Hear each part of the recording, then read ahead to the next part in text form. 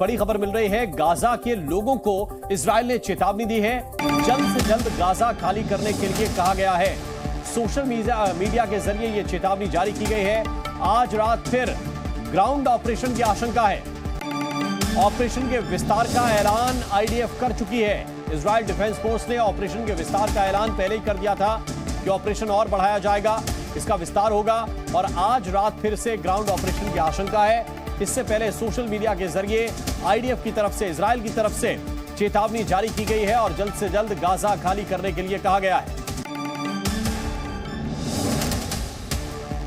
और इस बीच बड़ी खबर यह है कि गाजा पर इजराइल की तरफ से ताबड़तोड़ हमले भी किए गए हैं। खासतौर से एयरफोर्स ने उत्तरी गाजा में बम बरसाए हैं। सिक्योरिटी कैमरों में यह बमबारी कैद हुई है। इस वक्त की बड़ी खबर आपको बता रहे हैं।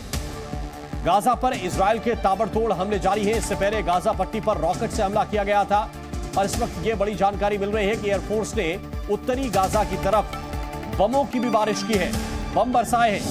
सिक्योरिटी कैमरे में बमबारी की कुछ तस्वीरें कैद हुई हैं। तस्वीरें इस वक्त आपके सामने हैं। किस तरह से देखिए कि बम गिराए गए, एक के बाद एक बम गिर रहे हैं और धुएं का गुबार आसमान की तरफ उठ रहा है। एक के बाद एक बम गिर रहे हैं और धुएं का गुबार आसमान की तरफ उठ रहा है। यह सिक्योरिटी कैमरे में कैद हुई तस्वीर है। वैसे गाजा पट्टी में हमास के खात्मे के लिए इजराइल का ऑपरेशन जारी है।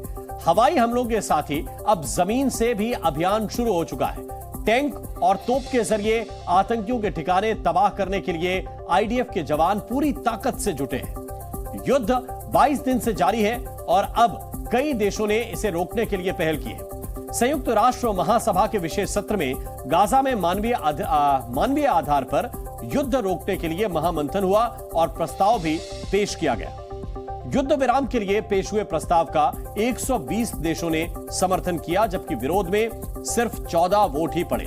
भारत, ब्रिटेन समेत 45 देशों ने वोटिंग से दूरी बनाए रखी। अब आपको बता दें कि प्रस्ताव के पक्ष में और विपक्ष में कौन कौन से देश रहे। यूएन के प्रस्ताव के पक्ष में तुर्की, फिलिस्तीन, मिस्र, जॉर्डन, सऊदी अरब, संयुक्त अरब अमीरात जैसे देशों ने पक्ष में वोटिंग की, जबकि प्रस्ताव के विरोध में जो देश थे उनके नाम भी आपको जानने चाहिए। जो प्रस्ताव के विरोध में थे उसमें प्रमुख देश था अमेरिका, इजराइल, क्रोएशिया, ऑस्ट्रिया। इसके साथ ही पराग्वे ने भी विरोध किया है और पराग्वे के साथ साथ हंगरी ने भी विरोध किया है और गाजा में जो जंग हो रही है उस पर दुनिया बटी हुई नजर आ रही है। संयुक्त राष्ट्र में गाजा में मानवीय मदद और शांति प्रस्ताव पास होने के बाद इजराइल की ओर से तीखी प्रतिक्रिया भी आई है। इजराइल के विदेश मंत्री एली कोहेन ने ऐतराज जताया और यूएन के प्रस्ताव को सिरे से खारिज करने का दावा किया। इजरायली विदेश मंत्री ने फिर दोहराया कि हमास को आईएसआईएस की तरह ही खत्म कर दिया जाएगा। इसके साथ साथ आगे बढ़ते हुए आपको यह बताएंगे, इससे पहले संयुक्त राष्ट्र में इजराइल ने प्रस्ताव पर नाराजगी जताते हुए हमास के खिलाफ ऑपरेशन जारी रखने का ऐलान किया। We will not sit idly by to let them rearm and commit such atrocities again. Israel has the right to defend itself, and the realization of this right is to ensure that such atrocities are never repeated. The only way to ensure this is the eradication of Hamas's terror capabilities. The only way. तो आपने सुना कि Israel अपने रुख पर कायम है। वहीं भारत ने यूएन में लाए गए इस प्रस्ताव का विरोध इसलिए किया क्योंकि उसमें हमास और बंधकों का जिक्र नहीं था। भारत ने शांति बहाली की वकालत की, लेकिन आतंकियों के सफाए पर भी स्पष्ट रूप से जोर दिया।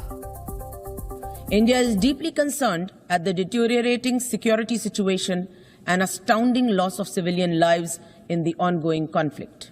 India has always supported a negotiated two-state solution to the Israel-Palestine issue. जंग के बीच गाजा में मानवीय मदद पहुंचाने की वकालत भी हो रही है। वहीं भारत दोनों पक्षों से जिम्मेदारी की अपील भी कर रहा है। वहीं संयुक्त राष्ट्र की ओर से कहा गया है कि 7 अक्टूबर से पहले गाजा में मानवीय मदद के लिए 450 ट्रक गाजा में जा रहे थे, लेकिन अब सिर्फ 12 ट्रक ही गाजा में एंट्री ले पा रहे हैं। यहां पर पीने के पानी और बिजली का भी संकट है, इसे भी जल्द ही पूरा करना होगा। अब आपको बताते हैं कि कैसे गाजा युद्ध के 22वें दिन हमास को लेकर हैरान करने वाला एक बड़ा खुलासा इजरायल की सेना ने किया। कैसे जमीन के भीतर हमास आतंक का अड्डा खोले हुए है, जिसे इजरायल ने ढूंढ निकाला है। आसमान से लेकर जमीन तक इन ठिकानों को खत्म करने के लिए इजरायल ने अपना ऑपरेशन अब इस अस्पताल के आसपास कर दिया है।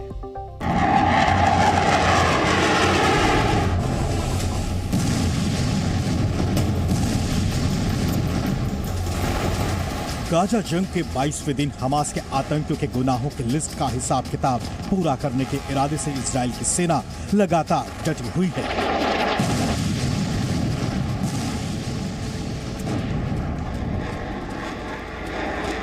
हमास पर आसमान से और गाजा की जमीन पर मिसाइलें और बम तबाही की नई तस्वीरें बना रही हैं। इजरायल ने गाजा में ग्राउंड ऑपरेशन को भी बढ़ाने का खुल्ला ऐलान कर दिया है। בעזה אנחנו מתקדמים בשלבי המלחמה. הלילה כוחות צה"ל נכנסו לשטח צפון רצועת עזה והרחיבו את הפעילות הקרקעית. בפעילות זו לוקחים חלק כוחות חי"ר, שריון. ताजा एयर स्ट्राइक में हमास का एरियल कमांडर ढेर हो चुका है। मारा गया हमास का एयर चीफ अबू रखबा बेहद खूंखार था। रखबा 7 अक्टूबर को इजराइल पर हमले का मास्टरमाइंड था। नेवी कमांडर रातेब अबू साहिबान भी इस हमले में ढेर हो गया है।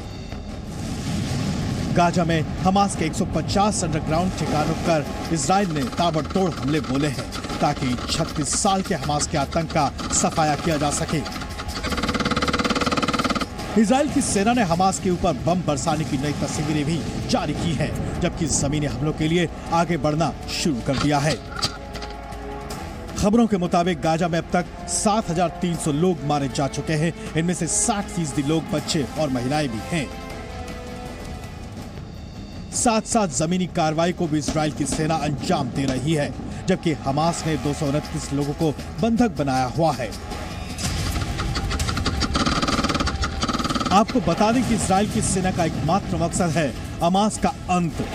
इजरायली सेना हमास के खूंखार आतंकियों की सुरंगों को उनकी कब्रगाह बनाने में कोई कसर नहीं छोड़ना चाहती। इस जंग के बीच गाजा में बिजली पानी के संकट के बाद इंटरनेट का सहारा भी हमास के आतंकियों से छिन गया है।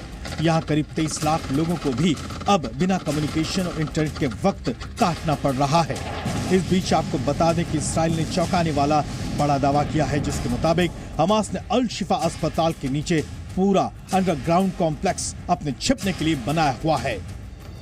आपको बता दें कि अंडरग्राउंड कॉम्प्लेक्स 1 अल शिफा अस्पताल के इंटरनल डिपार्टमेंट के नीचे बना है, जबकि कॉम्प्लेक्स 2 चेस्ट और डायलिसिस डिपार्टमेंट के नीचे बना है, जहां आतंकी छिपे हुए हैं।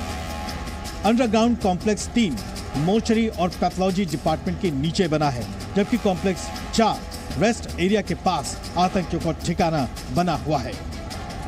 Hamas terrorists operate inside and under Shifa Hospital and other hospitals in Gaza with network of terror tunnels.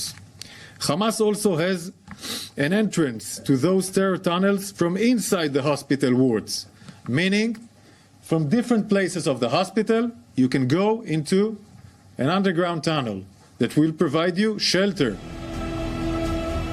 Israel ने अस्पताल के नीचे का एक एनिमेटेड वीडियो भी जारी किया है।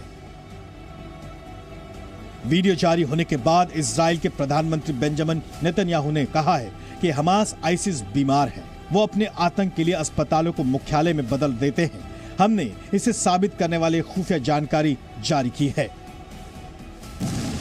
लेकिन हमास के ठिकानों को नेस्तनाबूद करने के लिए इजराइल अब स्पंज बम का भी इस्तेमाल कर सकती है। इससे निकलने वाले केमिकल से हमास के आतंकियों का बच पाना बिल्कुल मुश्किल होगा। यही नहीं, हमास के जुड़वा हिजबुल्लाह पर भी इजरायली सेना उतनी ही सख्ती के साथ एक्शन ले रही है जैसे हमास के खात्मे के लिए लिया जा रहा है। पिछली रात इजराइल ने दक्षिणी लेबनान में अपनी कार्रवाई को अंजाम दिया था। यही वजह है कि हमास इजराइल के इन हमलों के बाद घबराने लगा है। इससे हमास के नेता हिजबुल्लाह से दखलंदाजी करने की उम्मीद करते हैं। I think this is the duties of all Muslims and Arab in this region to support our people. We want to fight against occupation, the Lebanese front, in the Jordanian front, in the whole Arabic front, everywhere. And we ask the Arabs and the Muslims to do something in order to expel the Israeli ambassador everywhere. We don't want to see the Israeli flag in any Arabic capital, in any Arabic contest. Hamas को लगता है कि वो किसी न किसी तरह से इजराइल को झुका देगा, लेकिन इजराइल के इरादे हमास के आतंकियों से ज्यादा मजबूत हैं, क्योंकि वो आतंकवाद की जड़ें मिटाने के मिशन में जुटे हैं। ब्यूरो रिपोर्ट, जी मीडिया। जी न्यूज।